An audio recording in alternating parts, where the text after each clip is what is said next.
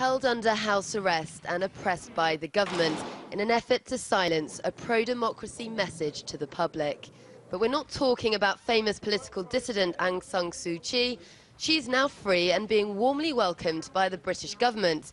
We're talking about a Western exponent of freedom of speech. No charges have ever been brought against Julian Assange, yet he's still spent more than 500 days under house arrest, fighting extradition to Sweden and possibly the US.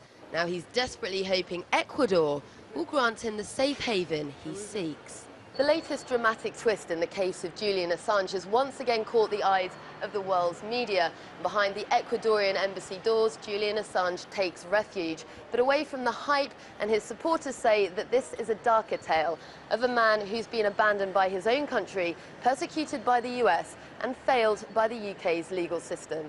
He's not looking for consular assistance, he's looking for political and diplomatic assistance, and he's looking for the Australian government to stand up for him. Assange's fight has been a long one.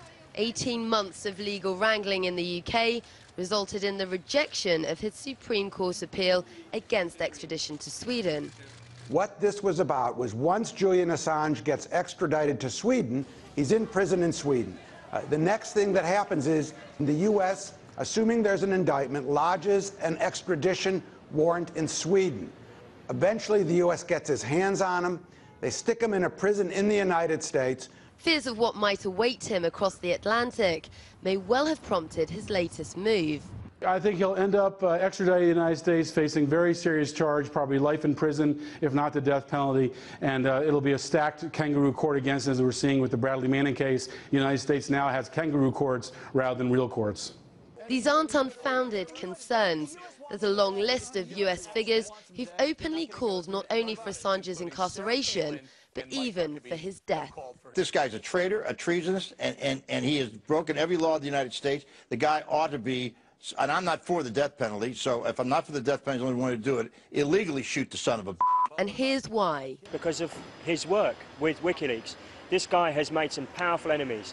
You know, the collateral murder video, which shows American helicopter gunships shooting reporters, the Iraq war logs, the Afghan war diaries, all of this, the Cablegate leaks, has embarrassed the American, British governments.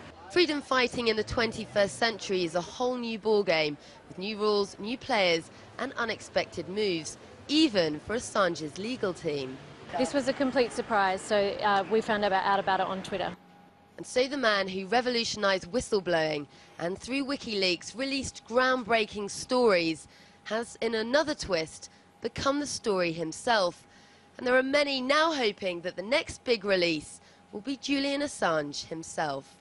Sarah Firth, RT, London.